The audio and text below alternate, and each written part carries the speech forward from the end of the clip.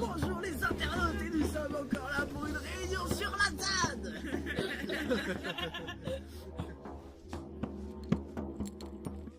J'ai plusieurs potes qui sont habités sur la ZAD, ils avaient tous leur version de la ZAD super différente.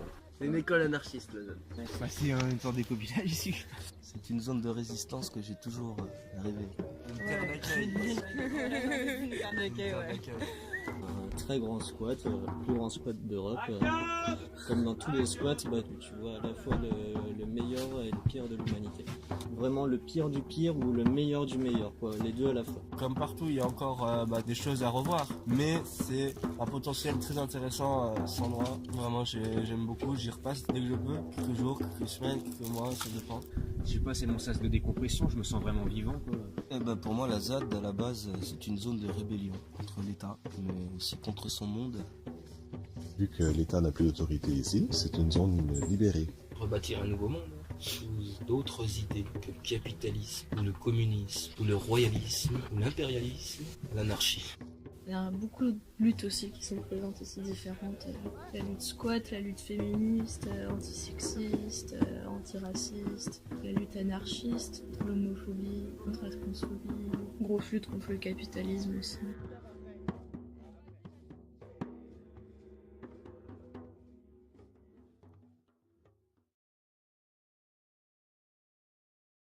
Qu'est-ce que tu dirais à des gens qui hésitent à venir ici? Déjà, pourquoi ils hésiteraient à venir ici? Pourquoi? Parce que les gouvernements disent qu'il y a des terroristes. Des zadistes qui sont des ultra-violents. Il y a aussi des individus qui peuvent aussi provoquer des violences. Il y a une internationale de la violence qui s'est installée dans cette zone. Et ils ont piégé, lit-on ces derniers jours, cette zone de 1200 hectares. Ça peut aussi se produire du côté des forces de l'ordre, puisque des pièges mortels sont tendus aux policiers dans cette zone à défendre. Il y a déjà des armes qui sont dans la ZAD aujourd'hui, qui sont prêtes à être utilisées, y compris, selon des rapports dont vous parlez, des fusils de chasse, et ils attendent que ça, qu'il y ait une confrontation avec les policiers, qu'il y ait des morts, pour dire on reste. Tout est transformé, modifié. On te ment par omission parce qu'on oublie des éléments. C'est une vraie manipulation, quoi. Les plus gros terroristes sont au gouvernement. Alors, il faut arrêter de les écouter, quoi.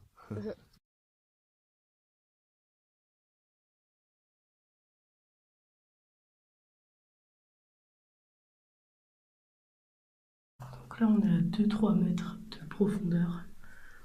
Ça a été tout creusé à la main. Et le son est très très particulier ici. Donc quand on joue de la musique ici, c'est assez magique. Parce que les fausses infos sont dangereuses.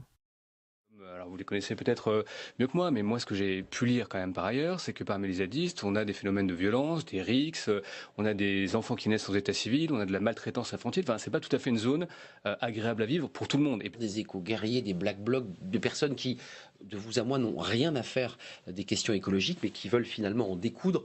Des black blocs qui viennent d'Allemagne, de Hollande, etc. Des gens qui s'entraînent, qui se préparent et qui sont dans une logique de guérilla urbaine. On est plus proche d'une guérilla type Vietnam des pauvres que simplement une répression de manifestation. C'est quand même extrêmement complexe, sans compter en effet tous ces pièges qui peuvent advenir. Et puis de parler de la ZAD aussi, ça fait beaucoup de bien parce que il y a les médias, tu vois, MyStream et tout, et puis on a une image qui est il y a eu énormément de guerre médiatique là-dessus. Le mot ZAD, tu dis ça, c'est... Ah non, pas aller, tu vois, c'est le mode... les punks là qui boivent des canettes. C'est pas ça, ça veut dire zone à défendre, ça veut dire qu'on va protéger le petit bouillon de vie là qui reste entre tes champs, tes murs et tes routes. C'est un peu ce qu'on vit ici quelque part, il y a des petits îlots, des petits endroits dans l'univers de destruction dans lequel on est, quoi. Oublier. Ne pas oublier que il y a des endroits dans le monde qui ne sont pas faits de murs de pierre, qu'il y a quelque chose en nous qu'ils ne peuvent atteindre, qu'ils ne peuvent toucher, qui est à vous. Et de quoi tu parles? L'espoir. Ils ont des bouquins, ils ont des journaux et tout, tu vois, que j'ai entendu parler de Notre-Dame-des-Landes, parce que je commençais à me poser des questions sur mon rapport à la société. Si on voulait construire un truc idéal, c'est pas sous la forme actuelle de la ville ou du salariat ou c'est pas comme ça en fait que j'imaginais une société respectueuse de l'humain et de son environnement. Avant j'ai fait de la resto et puis j'ai tout claqué pour faire de la route. Avec les thunes que j'avais, j'ai acheté un peu de matos pour aller sur la route. J'ai fait de la route et puis au final, mes parents m'ont amené ici. Et puis je suis reparti et puis là je reste parce que il y a ce que j'ai besoin ici. Là, je connaissais pas la ZAD quand je suis arrivé. Je sais pas ce que ça voulait dire. D'abord, je suis sorti de prison. Après, j'ai téléphoné à un pote pour savoir où je pouvais pêcher, tu vois. J'ai été à l'université là et je me suis rendu compte que ce qu'on me racontait c'était de la merde. J'appelais tous mes cours, j'avais aucun intérêt, il n'y a rien qui n'apprenait rien. Je passe 3 ans globalement à passer une licence en psycho, c'est vraiment de la balle quoi. Après mes études, j'ai dit je fais une année sabbatique, je pars en voyage et tout. Puis finalement à ce moment-là, il y a eu des expulsions ici à la ZAD de Notre-Dame. Du coup ça m'a amené ici et j'ai trop aimé le délire, la manière de vivre, l'autogestion, les toilettes sèches, la nature, le calme. Et ben je sais pas, tu sais, moi j'ai toujours été un gamin, je sais pas, solitaire qui était dans son monde aussi, et puis qui lisait beaucoup quoi, et puis l'environnement autour de moi ça me plaisait pas trop, donc je m'étais mis dans ma petite bulle. J'ai toujours subi un peu, tu vois. J'ai été à l'école, j'ai travaillé, et j'étais paysagiste, donc je sais pas, j'ai bossé dans des boîtes, et puis il y a toujours quelque chose qui me convenait pas, la nature, les cabanes, tu vois, c'était mes rêves de gosse quoi. En août, j'étais censée aller travailler, et le jour où j'étais censée aller travailler, je me suis levée à 6h du matin pour prendre un train, et je suis pas allée prendre un train. J'ai décidé de sur la ZAD. Je savais absolument pas du tout ce que c'était, mais je suis venu pour rejoindre mon amie. Et au fur et à mesure que je suis resté avec elle, j'ai découvert la ZAD, elle m'a fait visiter. J'étais accueilli par des gens qui étaient sur place. J'étais juste passé une seule fois, moi. J'avais juste vu des trucs. Ouais. C'est bien d'arriver hier soir, la petite ambiance et tout, en mode autour du feu, c'est une petite bouffe. Puis j'arrive sur la route des barricades le soir. Et l'environnement post-apocalyptique, barricades partout, une autre dimension. Première impression quand je suis arrivé sur zone, c'était Walking Dead, que je traversais la route des barricades et tout. Dans la tête tout seul, mais j'avais trop peur de ne pas être compris et tout. Tout le monde demandait à des copains, ils m'ont dit ouais mais tu pourras pas t'intégrer, c'est un milieu difficile, tout ça. Donc moi je savais pas trop comment faire. Faut y aller, faut arrêter d'avoir peur. Faut oser quoi, c'est tout. Faut franchir les barrières de peur. Et en fait après tu te rends compte qu'il n'y a pas de raison d'avoir peur. Et que tu revois des choses magnifiques. Tu te dis pourquoi je l'ai pas fait avant? C'est clair. La vérification d'informations. Il faut que je vérifie les choses par moi-même. Pas devenir naïf et croire tout ce qu'on me dit et devenir un mouton.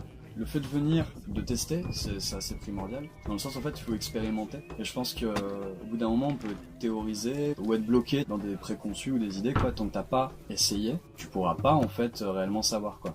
Les gens, s'ils arrêtaient de croire à chaque fois tout ce qu'on leur dit et de voir par eux-mêmes, ça simplifierait beaucoup les choses et il y aurait moins de conflits, quoi. Et donc, faut venir un petit peu heurter ton éthique et ton ressenti. Je me suis demandé ça quand on est arrivé, on connaissait personne sur place. Et au final, on avait peur de déranger, tu vois. Je suis pas passé pour une bouffonne, j'étais en mode, ne dérange pas et tout. Enfin, tu vois, vraiment, les questions en mode, c'est à vous et tout. Genre, tu sais, les questions cons que tu poses. Mais après, privé, c'est un truc qu'on combat. Du coup, c'est une terre ouverte. Les lieux, ils sont communs. Après, il y a des gens qui construisent des trucs un peu perso, où du coup, c'est un peu plus privé, entre guillemets. Mais la plupart des cabanes qui sont là, c'est quand même des cabanes communs où si tu viens et que tu t'installes, c'est autant à toi qu'à ceux qui sont déjà là, quoi. Et si t'as peur de faire un truc, le mieux c'est de demander, quoi, tout simplement. Est-ce que je peux dormir ici? C'est où qu'il y a de la place? Et les gens, ils auront l'honnêteté de le dire en général. Ils sont aussi honnêtes, les gens ici. Faut juste garder à l'esprit que si tu t'installes quelque part, t'arrives à un endroit où il y a des gens qui peut-être se sont installés là depuis longtemps et pour eux c'est leur maison, et juste agis en conséquence que tu respectes un lieu avec quelqu'un, voilà quoi. Juste le respect de l'autrui. Tu t'installes où tu veux sur la planète Terre. Non, mais c'est pas si facile que ça en vérité. Comment c'est pas si facile? Ouais, non, parce que quand tu sors de Babylone et tout, tu veux te déconditionner, souvent t'es pétri de C'est conditionnement. la peur qui les tient. Et tu t'en prends plein la gueule et tout quand tu t'arrives sur zone et tout, genre t'es pas du tout à imaginer que le monde il puisse tourner comme ça. C'est clair que quand t'arrives et que tu vis ici, quoi, ça change tous les délires, toute la façon de voir le monde. Je me suis pris une sacrée claque en venant là. Sans s'en rendre compte, ça fout une claque à tout le monde, quoi. Tu te rends pas compte que t'évolues, mais quand tu regardes comment t'étais quand t'es arrivé ici, tu te rends compte que t'as bien changé. Il y a plus de gens qui ont une prise de conscience ici, puisque à la base c'est un lieu de lutte. Il y a une concentration de gens ouverts d'esprit qui viennent là pour s'entraider à la base. Après c'est comme partout, selon les lieux il y a des mentalités différentes. De toute façon à la ZAD il y a autant de manières de voir les choses que de lieux. Toujours moyen de trouver un lieu où les gens ont le même niveau de respect et respectent les mêmes choses que toi. Il y a un lieu qui est sans alcool, sans drogue, sur la ZAD, où on peut venir jardiner, faire des activités, cuisiner ensemble. Des lieux sans chiens, des lieux non fumeurs, voilà, des lieux sans viande, ouais, des lieux véganes, des lieux non mixtes, des lieux non mixtes. Des gens aussi, tu vois, qui à la base fumaient grave et qui en fait ont envie de justement faire plein de trucs et puis du coup ont arrêté de fumer. Quand je suis ici, c'est très intéressant parce que là, je vais pouvoir partager des moments avec des gens sans avoir envie de fumer ou de boire. Il n'y a pas de viande, tu vois, c'est vegan. Et on a passé des moments extraordinaires. On a fêté des annives ici, on a cuisiné ensemble, on a récolté les légumes du jardin. Après, on a joué de la musique. Et on est tous des fumeurs, des machins, et on a passé une journée entière. Des moments super ensemble et on était là, waouh, c'était trop beau quoi. Tu te retrouves connecté en fait. Tu te mets à l'écart parce qu'on est dans un monde très consumérisme. On utilise, que ce soit les drogues ou autre chose, beaucoup dans plein de choses. On est addict, on est consommateur et ça nous perd, ça nous oublie. Même si on n'arrête pas toutes nos addictions à l'extérieur, c'est des lieux tampons où les humains se retrouvent et on passe des très bons moments quoi, tu vois. Et en général, tous les gens qui ont passé ces moments-là, ils en parlent. Oh, putain, c'était magique, c'est des moments uniques qu'on a vécu. Tu vois, il y a des retours très positifs de ça. Et tu peux changer de lieu comme tu veux. Et justement, par rapport à ce que c'est ça tu qui est dis, bien aussi. c'est que chaque lieu a sa propre personnalité, sa propre atmosphère, quoi. C'est les gens qui créent l'ambiance dans le lieu, mais c'est aussi le lieu qui fait qui vient dans ce lieu-là. Chaque lieu a ses propres problématiques, sa propre personnalité, sa propre ambiance de vie. Et du coup, dans chaque lieu est différent les choses qu'on apprend à faire et à déconstruire. Et les gens, naturellement, se retrouvent dans les lieux qui leur correspondent au fil du temps. Chaque lieu, chaque personne dans chaque lieu est différente. Il y a une différence entre l'Est et l'Ouest, où l'Ouest on va pouvoir avoir des collectifs, c'est-à-dire des trucs quand même organisés, avec tu vois, des cadres et plus de règles. Donc peut-être des fois avec des gens qui vont pouvoir pas se retrouver là-dedans. Et sur l'Est, il n'y a pas de cadre, il y a une liberté. La ZAD Est, c'est quoi? C'est l'Est de la zone. C'est une partie en fait qui polarisait énormément l'activité de la ZAD avant 2012. Et en fait, en 2012, il y avait plusieurs lieux qui ont été détruits. Des lieux phares en fait de la ZAD, là où était vraiment le cœur de l'activité militante. Forcément, en fait, petit à petit, l'activité s'est décentrée sur l'Ouest. Maintenant, à l'Ouest, t'as énormément d'habitats lourds et peu d'habitats légers. Bon, t'en as quand même là des caravanes, des yourtes, t'en as beaucoup quand même mine de rien, mais t'as quand même une grosse concentration d'habitats lourds. Où ici, t'en avais quelques-uns quand même. T'avais tous ces bâtiments en dur qui étaient là et qui ont été détruits. Et vu qu'ils sont plus là, en fait, il y a plus que des gens qui voulaient défendre la forêt. Cette zone non motorisée, une zone expérimentale où on est censé vivre sans pétrole, sans électricité. Il y a quand même un truc un peu sauvage, tu vois, genre clairement. Alors que là où on a acheté le pain, ça a l'air hyper structuré, il y a plein de règles à respecter, il y a plein de machins. Il y a quand même des fermes, des endroits où ils font des choses extraordinaires sur l'Ouest, tu vois, mais il y a un côté quand même des gens qui, je pense, un peu d'expérience, et ils sont un peu plus âgés, ils ont tous une trentaine d'années, et puis qui montent des projets quand même plutôt intéressants, quoi. De l'alternative au monde paysan normal, quoi. Il n'y avait pas ce côté justement de vie sobre que je recherchais, tu vois, genre faire la vaisselle dans l'évier avec l'eau comme à Babylone, tu vois, avec l'eau potable et tout, ça me faisait un peu chier par exemple. Enfin, tu vois, ce truc d'avoir accès tout le temps à internet, enfin, tu vois, d'avoir tout le temps tout à portée de main et tout, genre j'avais envie de me déconnecter de ça et du coup je suis partie dans l'Est justement. On se sent bien. Déjà, il y a le contact avec la nature parce qu'on vit avec des champs qui sont en friche, des bouts de forêt. On vit avec les animaux de toutes sortes, que ça aille du rat au chien, de l'oiseau à l'écureuil, jusqu'au salamandre. Et ce que j'aime bien aussi, voilà, un truc qui est très important, c'est le rythme de vie. T'as plus aucune pression de rythme imposé, genre qui te convient pas, ça te dégage du temps au niveau de ton esprit. Se permettre de vivre à son rythme, sans avoir d'obligation, qui te parasite la tête. Et ça, bam, c'est libérateur, on ressent des choses, moi je ressens des choses très belles ici, tu vois. Ton corps, il va vraiment subir ce truc-là de la lumière, l'influence de la lumière, l'influence du fait de devoir se déplacer différemment qu'avec tout le dérivé du pétrole. Ça fait partir d'ailleurs sur le délire du cycle jour-nuit qui ici il est présent comme il n'est pas présent du tout ailleurs. Ici, que ce soit le jour ou la nuit, ça change tout. Qu'en hiver, du coup, il y a un petit jour, ça change tout parce qu'ici, on n'a pas des grands lampadaires qui allument toute la pièce et qui fait qu'on peut tout faire comme dans la journée. Ça crée deux atmosphères très différentes et ça nous relie directement au cycle naturel au final de la vie comme les animaux. Donc c'est redéfinir ses habitudes, revivre avec les saisons, ne pas avoir la lumière. On s'en rend rapidement compte en fait du décalage horaire à la con qui crée, tu vois, genre à 17h il fait nuit quoi en hiver, dès que tu passes le solstice d'hiver, ça commence à être complètement fou quoi. Je trouve ça plus logique de suivre le rythme de la nature, au moins il y a un sens à tout ça, alors que quand t'es à Babylone, tu te lèves à 6h du mat pour aller en cours, il fait encore nuit et tu te dis mais c'est quoi le sens de ma vie, qu'est-ce que je fais, tu sors du cours, il est 17h, il fait nuit, t'attends rien à faire. Parce que même être éclairé par un feu de bois ou une bougie, ça t'endort plus qu'un néon électrique le soir. Pour lire par exemple, que lire à la bougie, ça apaise carrément. Moi je m'endors beaucoup plus facilement quand je suis sur la ZAD, dans la zone Est, que quand je suis ailleurs dans un lieu où il y a de l'électricité. Moi je trouve ça vachement cool, difficile un peu au début, mais qui apporte beaucoup au long terme de vivre sans l'électricité chez soi. Je trouve ça génial, moi, le fait de vivre sans électricité, de s'éclairer à la bougie le soir, de pas avoir d'eau, pas avoir d'électricité. Et c'est aussi comme ça qu'on arrive à se recentrer, à faire des choses, en fait, à être créateur, en fait. Et j'ai cette impression-là, moi, être créateur, de sentir acteur aussi des soirées, Et ça, c'est extraordinaire, parce qu'autrement, c'est quoi? T'es derrière un ordinateur, à la musique, tu vois, chez les gens, les soirées, les apparts, c'est ça, quoi. Et moi, qu'est-ce que je pouvais me faire chier dans ce genre de soirée? Mais c'est vrai, alors que là, regarde, bam, il y en a un, il prend un bouquin, il va lire, l'autre, il va faire de la musique. Et le fait de pas avoir l'électricité pour cuisiner, pour se chauffer, en fait, tu te rends compte de toute l'énergie que tu utilises parce que c'est toi qui l'as produit en allant couper du bois. Alors que quand tu allumes le chauffage, tu te rends pas compte de tout le gaz que tu consommes, de tout le gaz de schiste, de tout le nucléaire, tu t'en rends pas compte parce que tu as juste appuyé sur un bouton.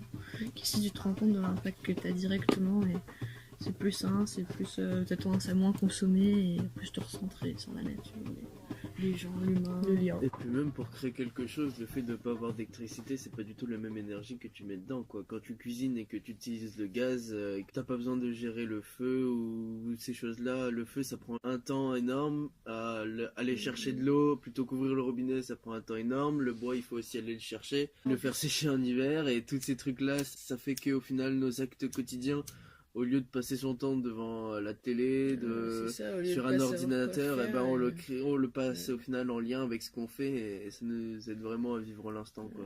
Il n'y a pas des moments où on sait pas quoi faire. Alors des centrales nucléaires pour alimenter tout le monde et puis pour en produire un maximum possible, c'est vraiment une aberration. Quand on se rend compte que au final on vit mieux sans. Tout ce que les gens consomment pour s'éclairer, les poteaux électriques en ville, tout ça, c'est une surconsommation d'électricité que je trouve aberrante. Là, par exemple, on n'a qu'une bougie pour 4 personnes et ça nous suffit largement. On n'a pas besoin d'éclairer toute la pièce, en fait, c'est pas utile. On n'a pas besoin d'un chauffage permanent, on n'a pas besoin de toutes ces choses. La consommation de quelques lumières dans des cabanes, en fait, c'est vraiment ce que tu as besoin, c'est juste de la lumière. Après, tu te chauffes avec du bois, il y a du bois mort partout. T'as des gros poêles à bois, voilà, c'est ça. C'est beaucoup plus de l'énergie thermique issue de la combustion du bois avec la combustion des gaz. C'est un truc que la plupart des gens viennent ici sans savoir, c'est que le bois par terre, il tombe, il disparaît pas le bois. S'il tombe, c'est parce qu'il a une fonction, parce qu'il pourrit, qu'il devient de l'humus, et après, c'est l'énergie qui est utilisée pour les prochains qui puissent dans la terre. Et du coup, si on enlève tout le bois qui tombe, il n'y a plus d'énergie, il n'y a plus d'humus. La forêt se régénère. Les bois morts, c'est un bouillon de vie en fait. Il y a un max d'insectes, ça devient de l'humus. Donc si tu fais que le bois mort, t'enlèves l'humus et la forêt se fait pas. Faut juste réfléchir. C'est bien d'en prendre conscience pour pouvoir les gérer au mieux. Faut pas toujours prendre le bois au même endroit. Ouais. À force de vivre avec les forêts et de vivre avec les mêmes forêts, du coup, on finit par avoir l'œil de comment elles évoluent, quoi, et ça permet de les comprendre et de kiffer. Après, je trouve ça bien qu'il y ait certains lieux à la ZAD où il y a un peu d'électricité pour pouvoir de temps en temps recharger un portable même un petit portable où tu peux juste envoyer des SMS, quoi, parce que à ta famille, quoi. Ouais, voilà, c'est ça. Mais l'omniprésence de l'électricité, de la technologie, je trouve que c'est mauvais, malsain et qu'on s'en rend pas compte. Et on s'en rend compte ici quand on est en hiver. Et je trouve ça cool qu'il y ait juste 2-3 cabanes par-ci par-là, il y a un panneau solaire ou deux, et on a envie de chercher le portable une fois par semaine, et puis c'est tout, quoi. Et...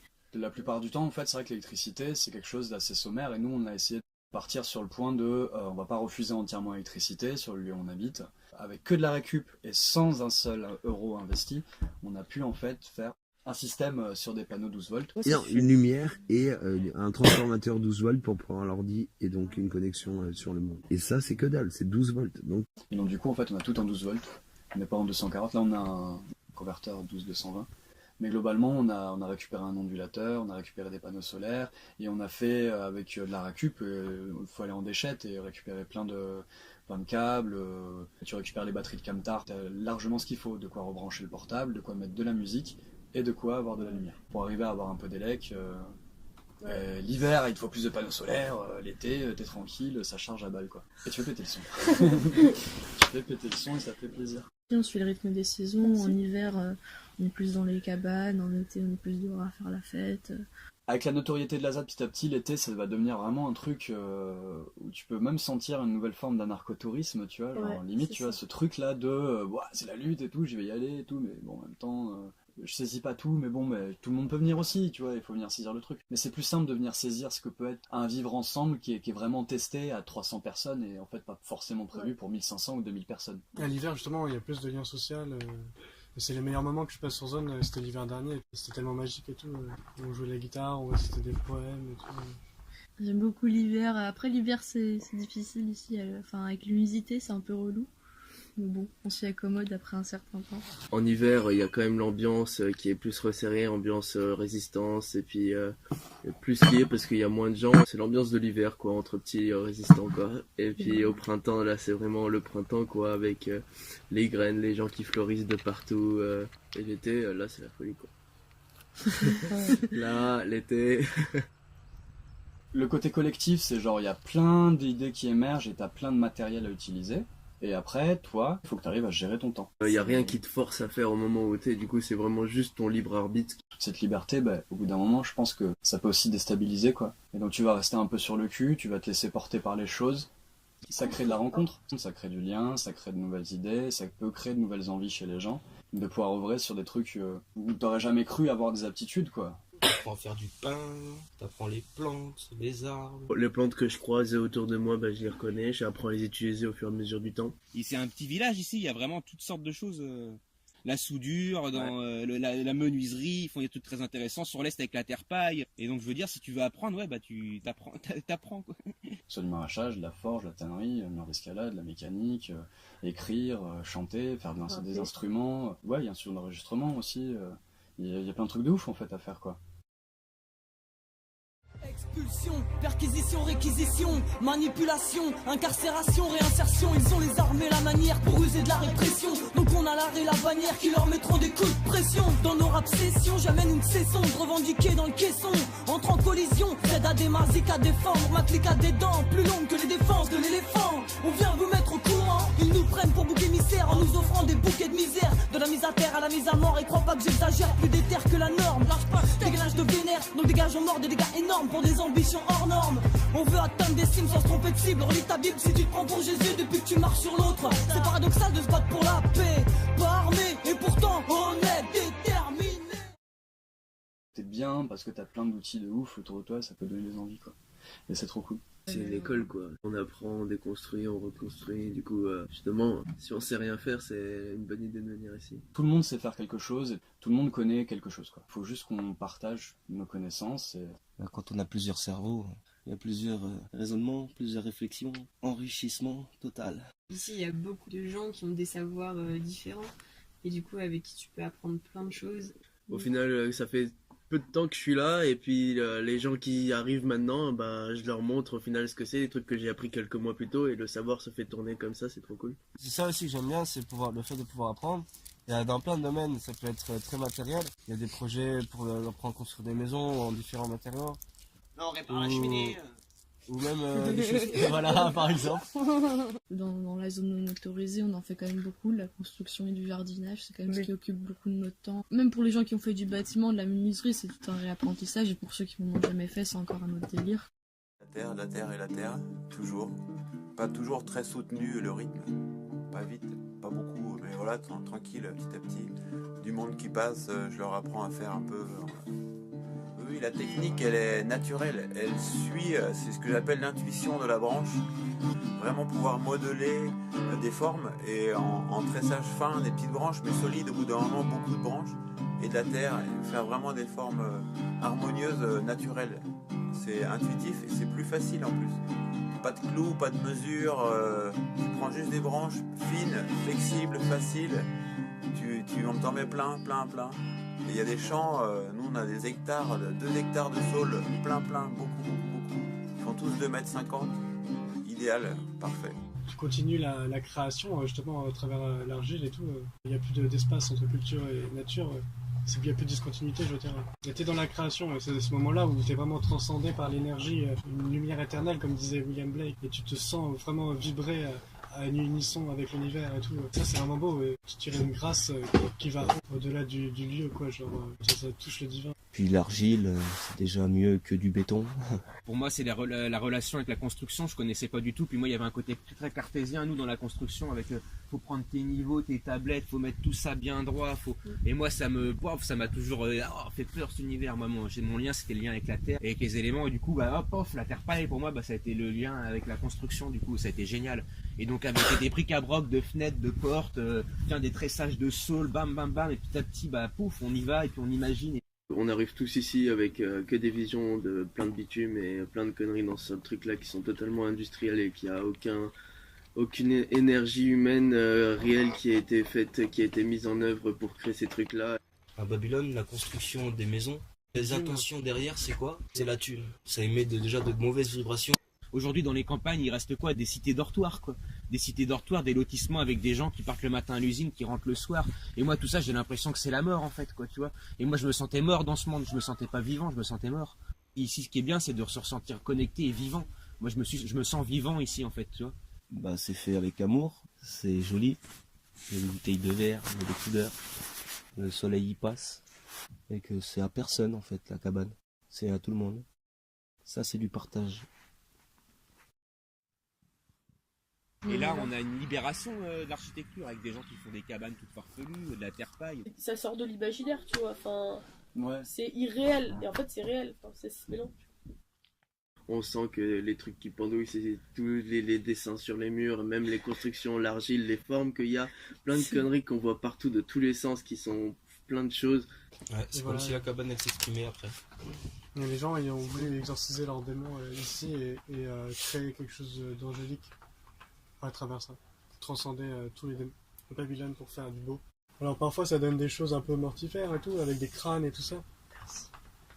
Mais ça reste du beau quoi. Des cabanes qui sortent de la terre et de l'imaginaire.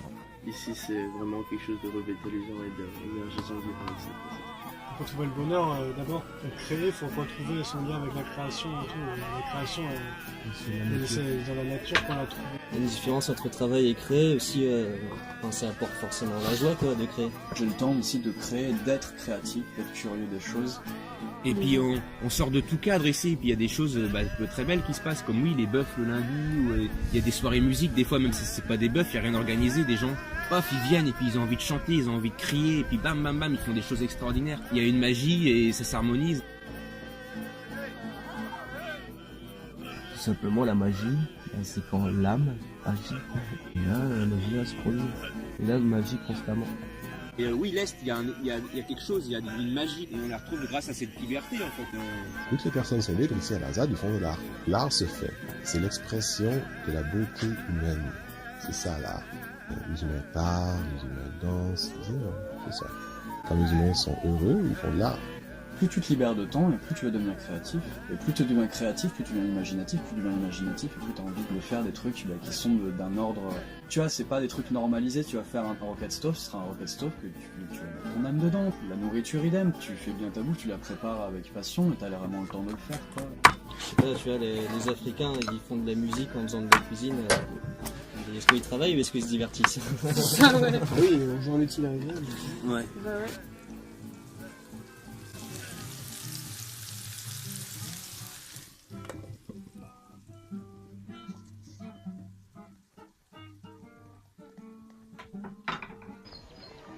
Chez vous, qui cuisine? Qui prépare le repas? Chez nous, il y a de plus en plus de nourriture déjà préparée. Les femmes, elles ont juste à réchauffer la nourriture et c'est prêt.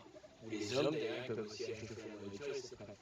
Mais comment vous pouvez savoir que le plat est pas empoisonné s'il est déjà tout préparé?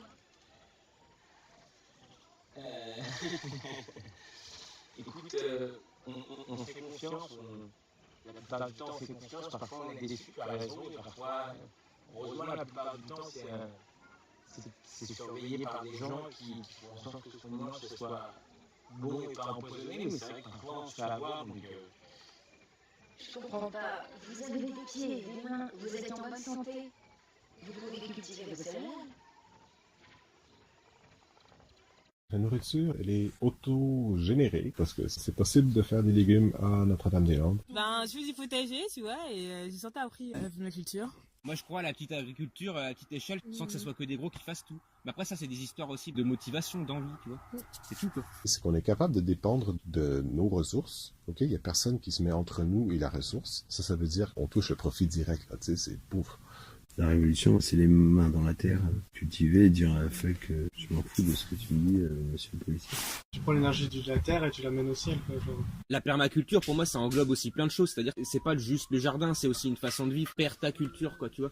Une façon de déconditionnement dans nos manières de vivre, dans nos manières de faire, tout en restant pour moi quand même dans la réalité, quoi. C'est-à-dire regarder des pieds cartésiens et puis essayer de se dire, bah, on est quand même là pour bouffer. Et moi, je suis très content de passer du temps au jardin pour avoir nos légumes, tu vois. Il y a une action de l'homme, elle est tellement moins désastreuse qu'avec ces tonnes de machines qui te tassent les sols, ces tonnes d'intrants chimiques à la con, en fait, qui... Ouais. Plus besoin d'intrants chimiques, plus besoin de toutes ces conneries, quoi. Donc c'est une zone sans moteur, nous on n'utilise pas le tracteur ni rien ici, la zone de l'Est, donc on fait tout à la main, les grelinettes, du paillage. La nature elle n'a pas besoin de grand chose en fait pour se développer toute seule, et on la voit en fait à quel point elle peut être hyper riche et créer plein de vies là où on pense que la vie n'existe pas, quoi. Il suffit de pas grand chose pour qu'une plante produise de la bouffe. Comme tout, on a voulu le civiliser le légume en fait, on l'a cultivé, c'est un peu ça quoi, l'histoire quoi, tu vois. Par exemple le pissenlit, le pissenlit au Moyen-Âge c'était une salade et c'était une plante qu'on galérait à cultiver, tu vois, on l'a voulu la civiliser quoi, on a mis la plante en pot, nous on nous a mis en numéro, tu vois, c'est un peu ça quoi, tu vois. Et ben cette plante là, on galérait à la cultiver et tout, maintenant c'est devenu une plante sauvage, tu vois, c'est devenu une plante qui pousse dans la nature. Et c'est pareil avec tous les légumes en fait, c'est-à-dire que ce qui se passe un peu ici, c'est qu'il y a eu des gens qui ont eu des énergies, qui ont fait des potagers, qui ont planté des choses, puis des fois ces potagers ils sont même abandonnés, les gens ils s'en occupent plus. Par contre, les légumes ils sont montés en graines, et puis les graines elles tombent dans le sol, et puis il y a des légumes qui repartent l'année d'après, et puis des gens ce qu'ils font, ils se promènent et puis ils refont de la cueillette quoi.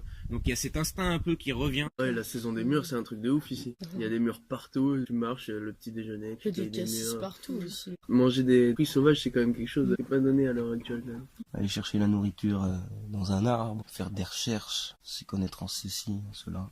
Plein de bibliothèques en fait ici sur zone aussi. Il y a plein d'ouvrages sur des designs permacoles, de forêts comestibles et des trucs Et les anciens ils faisaient ça aussi, ils plantaient les arbres sur butte parce que une butte là, si je plante mon arbre au niveau du sol, s'il va pleuvoir et tout ça, ça va être plein d'eau, ça va pourrir ma racine et puis l'arbre il aura moins de chances que là il a un système beaucoup plus aérien, il va pouvoir déjà se développer bien plus facilement et puis il est au-dessus de l'eau quoi, il va pas crever dans la flotte, s'étouffer dans l'eau.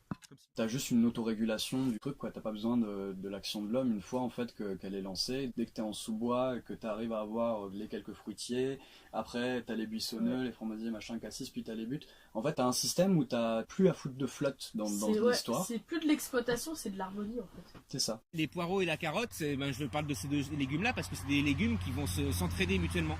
Ils se repoussent les mouches. Les mouches de la carotte et du poireau, ça peut ravager toute une culture. Je veux dire, si t'as que des poireaux, il y a la mouche qui arrive, et boum, ça va ravager toute la culture, que là, t'auras plusieurs légumes entre eux, ils vont s'entraider.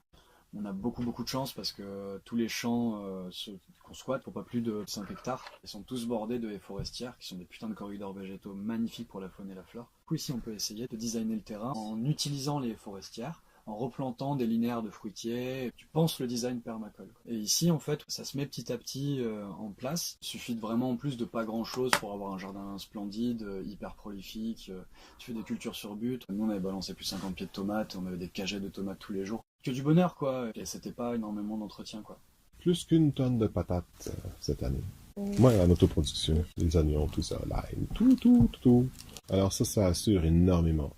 C'est pour ça que je peux dire que franchement, là, les chances que des personnes crèvent de faim, la ZAD, c'est pas courant, là. Comme il y a eu des excédents pas mal là en bouffe, ça va servir aussi pour des manifestations avec les camps de migrants, des choses comme ça. Ils font des événements et donc du coup toute cette bouffe de cultiver, ça sert aussi pour ça. Et l'organisation autour de tout ce qui est entraide est très très importante au niveau de la nourriture, au niveau des divers matériaux auxquels on peut avoir besoin, des vêtements, ce qui est organisé tous les jours pour que tout le monde puisse y avoir accès, même s'il n'a pas d'argent, même s'il n'a pas de papier, enfin voilà quoi, pour tous les êtres humains. Et ça c'est par rapport à ce qui se fait aujourd'hui dans les sociétés modernes, c'est quand même sympa quoi. Et la solidarité. Babylone, tu consommes, et puis si tu dois partager, c'est toujours en échange de quelque chose, t'es redevable de je sais pas quoi. Ici, on est plus dans je te donne, sans ne rien attendre en retour, pour le plaisir de partager. Et je crois avoir trouvé alors qu'il est le secret de bonheur. Une vie tranquille et retirée du monde à la campagne, avec la possibilité de me rendre utile pour les gens auxquels il est facile de venir en aide, et qui n'ont jamais été habitués à recevoir. Et le travail qui, espérons-le, peut avoir son utilité. Puis le repos, la nature, les livres, la musique, l'amour de son prochain. Telle est ma conception du bonheur.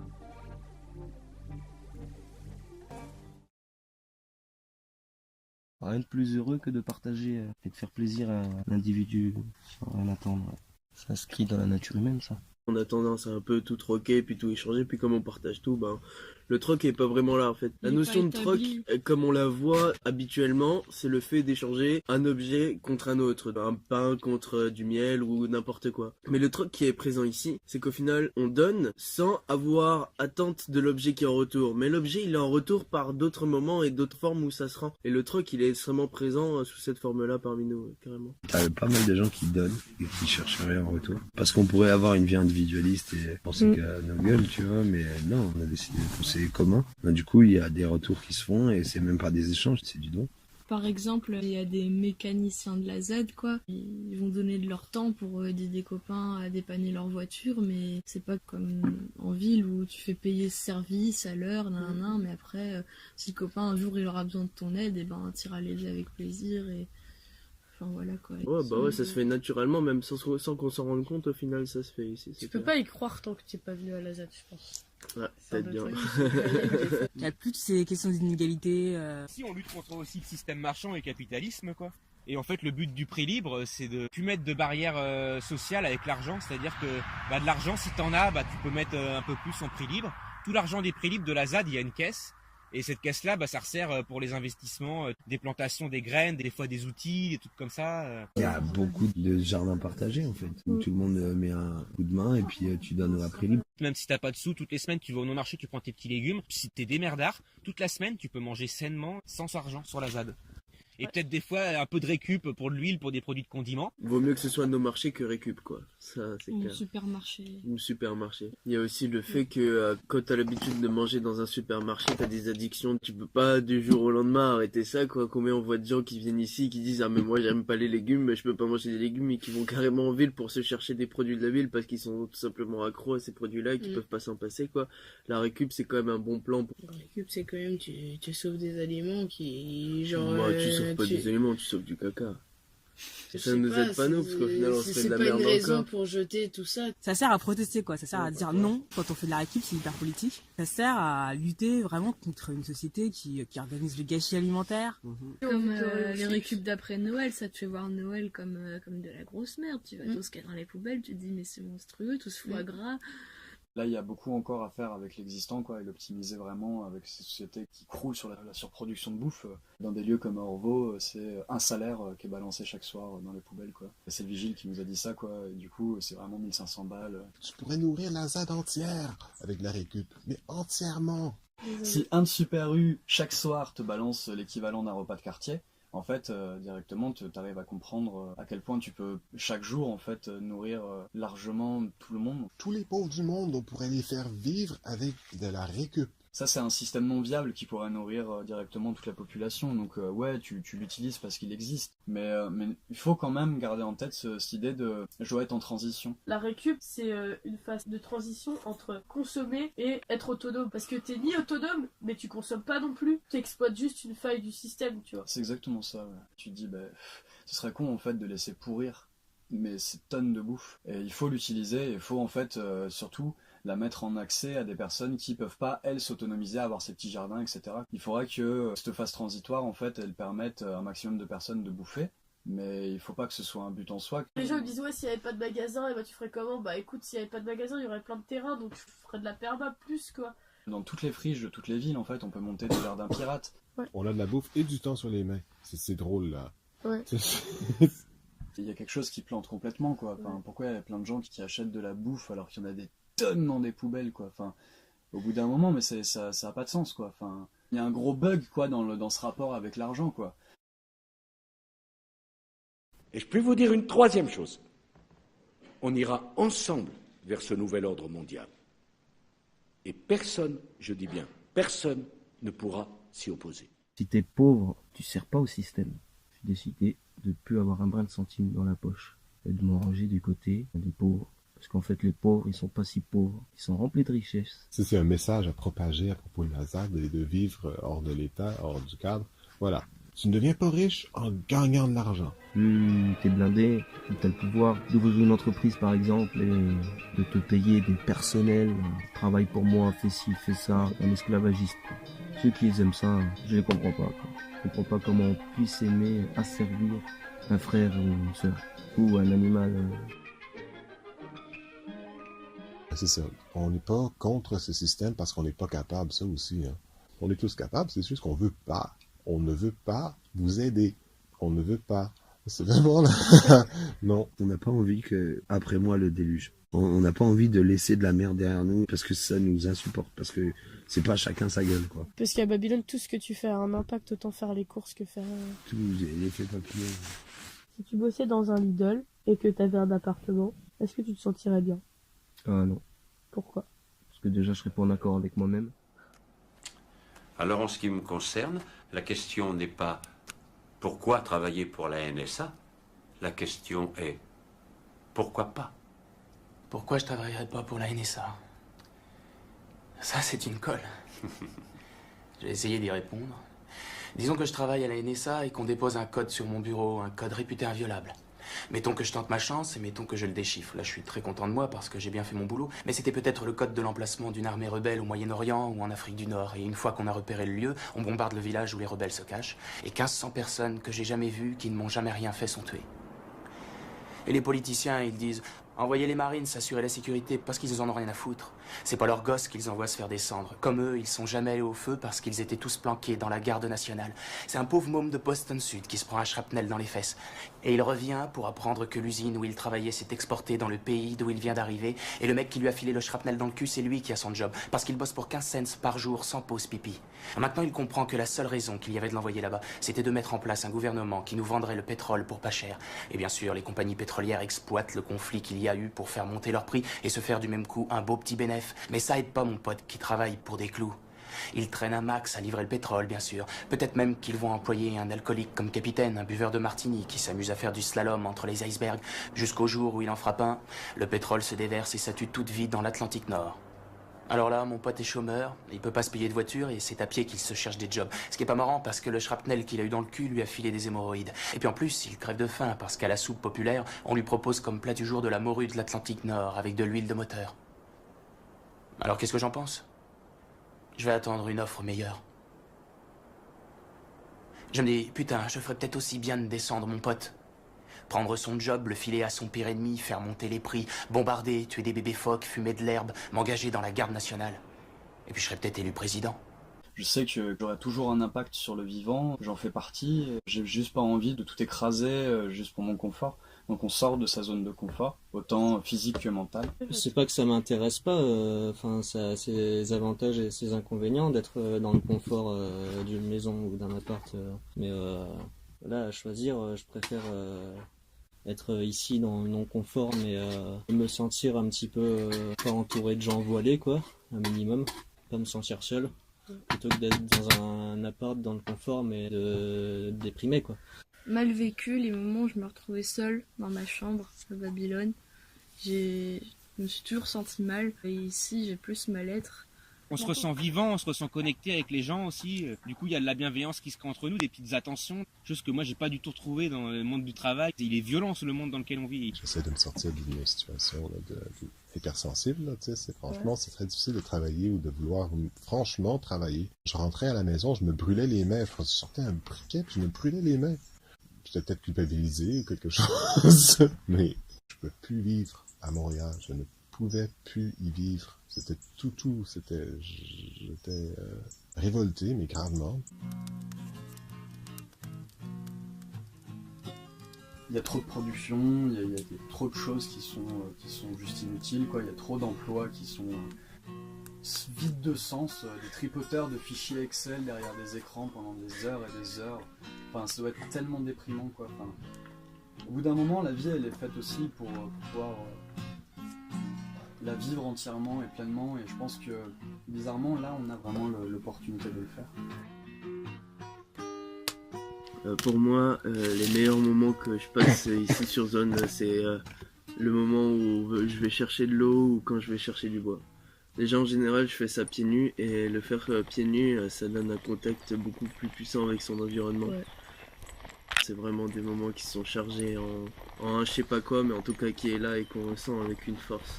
C'est vraiment quelque chose de revitalisant, quoi, et c'est des actes du quotidien anodins qui sont beaucoup plus intéressants que, je sais pas, vivre entouré dans une salle de bain ou dans du bitume, quoi, dans des trucs qui sont faux, entouré de trucs faux.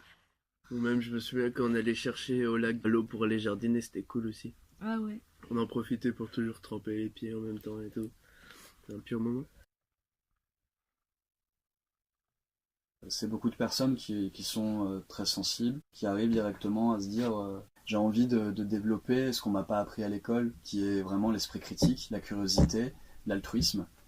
C'est des choses qu'on nous a peu inculquées ou peu poussées à... Enfin, tu vois, genre en ville, métro boulot dodo, tu vas pas souvent voir des gens qui se sentent vraiment heureux avec le grand smile et la patate dans le métro, quoi. Enfin, et des gens qui avaient ces sensibilités-là aussi dans ce monde, ils crèvent en fait, c'est ça le problème, tu vois. C'est un monde ultra violent et en fait on est tous des humains, des sensibilités différentes. Personne, je pense, peut s'adapter à Babylone. Il y en a peut-être qui s'adaptent plus que d'autres, mais ils sont en souffrance quand même, tu vois. Foncièrement, ce monde, ça rend les gens malades. Ouais. Et on est dans un univers de destruction, mais ici on peut se réparer et se faire du bien, tu vois. Je ne veux ni conquérir ni diriger personne. Je voudrais aider tout le monde dans la mesure du possible. Juifs, chrétiens, païens, blancs et noirs. Nous voudrions tous nous aider si nous le pouvions. Les êtres humains sont ainsi faits.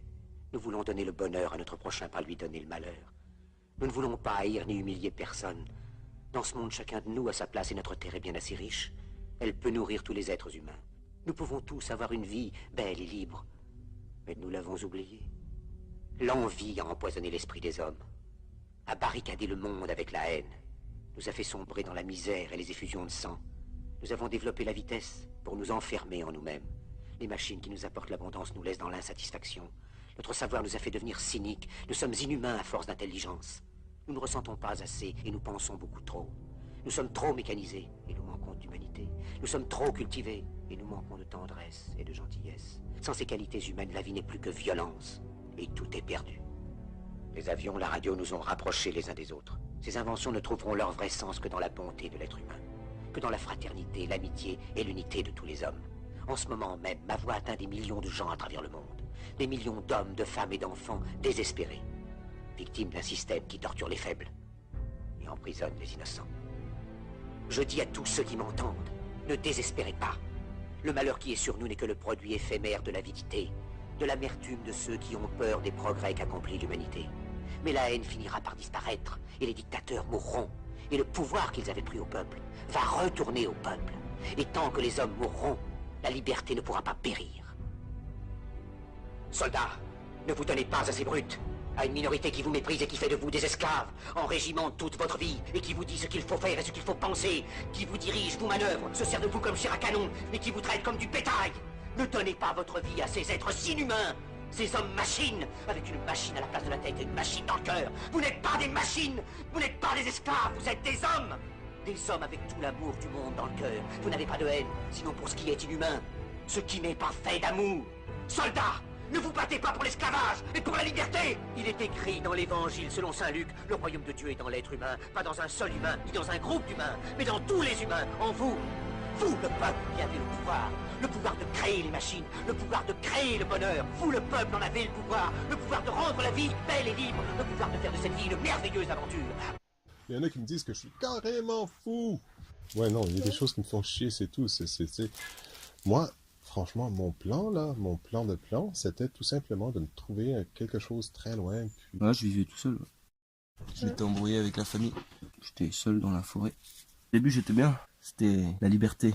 C'était à la fois décidé, mais forcé. Et c'était cool. Moi, je pensais que je pouvais vivre tout seul dans la forêt et dire fuck Babylone, fuck à tout le monde. Et effectivement, l'homme n'est pas capable de vivre seul dans la forêt. Et c'est un animal qui vit en communauté. Bah, tu peux vivre seul dans la forêt, mais tu vas pas vivre longtemps. Quelques années au plus, quoi. Quand t'as besoin de survivre, tu survis. Tu te laisses pas mourir comme ça, alors que t'as toutes les capacités. Si tu te laisses mourir, c'est parce que t'es seul. Et les gens qui viennent ici, c'est un lieu d'accueil. C'est clairement un lieu d'accueil. C'est un lieu qui dit, bah non, on n'est pas tous divisés, on n'a pas tous besoin de sa maison, de trimer, etc. pour vivre. Et y a pas besoin de monnaie pour vivre, quoi. Seulement d'entraide. La vie, c'est un cadeau, et toi aussi, t'es un cadeau, parce que on a besoin de toi, parce que j'ai besoin de toi. Moi, je suis arrivé là parce que je me sentais seul. Je suis arrivé là parce que je me sentais seul, parce que dans un monde, dans une société où c'est la voix du moindre effort, c'est chacun pense qu'à son cul, je peux te dire que tu te sens bien seul au bout d'un moment. Et c'est important de pouvoir avoir des repères qui sont pas vraiment des repères géographiques, rien à voir avec la ZAD, mais à voir avec des personnes que tu rencontres, qui ont ce sens déjà de, tu vois, faire attention les uns aux autres, avoir une attention, l'attention, tu vois, le regard, la conscience, pas l'ignorance, le voile, non. Ça fait du bien, ça c'est pourquoi je suis là. Et parfois même tu les subis, tes potes, quoi, tu vis avec eux le matin, le soir, la nuit, tu dors à côté d'eux et ça crée une relation mais vraiment de famille, quoi. C'est tes frères, c'est tes sœurs et c'est tellement précieux comme relation, tellement fort, tellement riche en émotions que ça vaut tout l'or du monde. Pour moi, c'est le truc le plus beau. C'est surtout sincère, quoi. Ça, c'est clair que c'est beaucoup plus qu'un aéroport. Enfin, genre, ouais, le projet d'aéroport, il est abandonné, blablabla. Mais au final, ce qui est construit ici, c'est 1000 fois plus riche que Vinci, tu vois. Le but, c'est absolument pas de s'approprier quoi que ce soit. Au contraire, tu vois, c'est de le laisser libre. Notre-Dame-des-Landes, ça représente en fait maintenant une espèce d'endroit où convergent plein d'étoiles filantes qui venaient d'ailleurs. Et en fait, si tu prends un peu de recul, ça fait une nébuleuse, quoi. Même si chacun va dans sa direction, tu les verras quand même comme une constellation. Et ce laboratoire de vie, en fait, il se diffuse partout. Comment faire pour ne pas donner le sentiment que l'appareil d'État plie ? Il faut délégitimer. S'il n'y a plus d'aéroport, il n'y a plus de raison d'avoir une zone à défendre. Ensuite, il faut négocier une évacuation individu par individu, famille par famille. Et puis à un moment donné, il faut que la force légitime rentre en action. C'est évident, il ne s'agit pas d'y passer 30 ans dans cette négociation. Il faut refuser l'installation d'une contre-société utopique, même si elle peut avoir des côtés sympathiques. Vous nous expliquez, c'est que le scénario que peuvent peut-être envisager certaines personnes qui nous regardent ce soir, de dire bon, on prend peut-être la décision de ne pas faire l'aéroport de Notre-Dame-des-Landes, mais on évacue la ZAD parce qu'à un moment donné, il faut affirmer l'autorité de l'État. Le faire comme ça, ce serait une folie.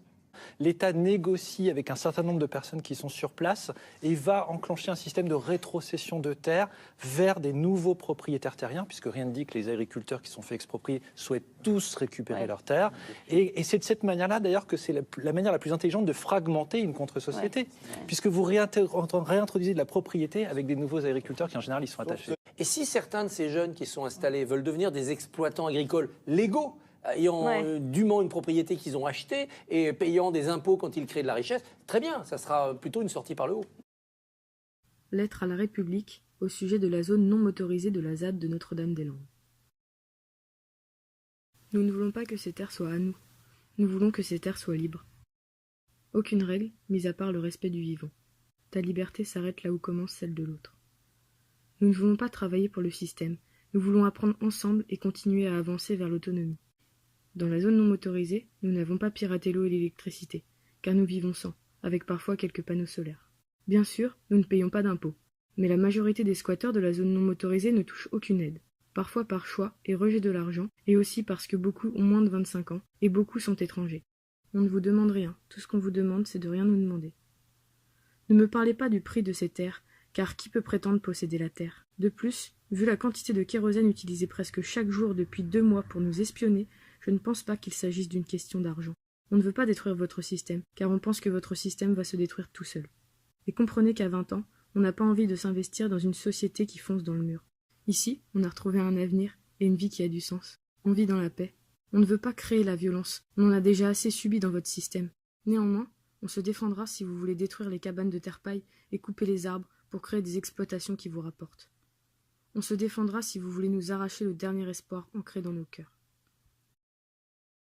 Aujourd'hui, vous avez manipulé certains zadistes plus anciens, avec vos négociations, en leur promettant une propriété, afin qu'ils puissent demeurer légalement là où ils ont investi leur vie et parfois fonder une famille.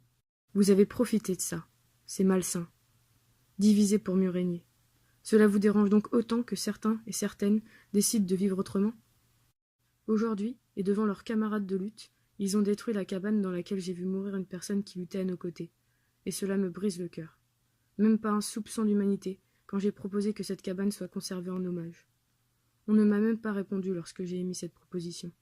Je suis très déçu de l'humain, une fois de plus, mais heureusement, ici il y a encore une poignée de personnes, surnommées zadistes radicaux, qui restent unis et qui écoutent leur cœur et non leurs intérêts.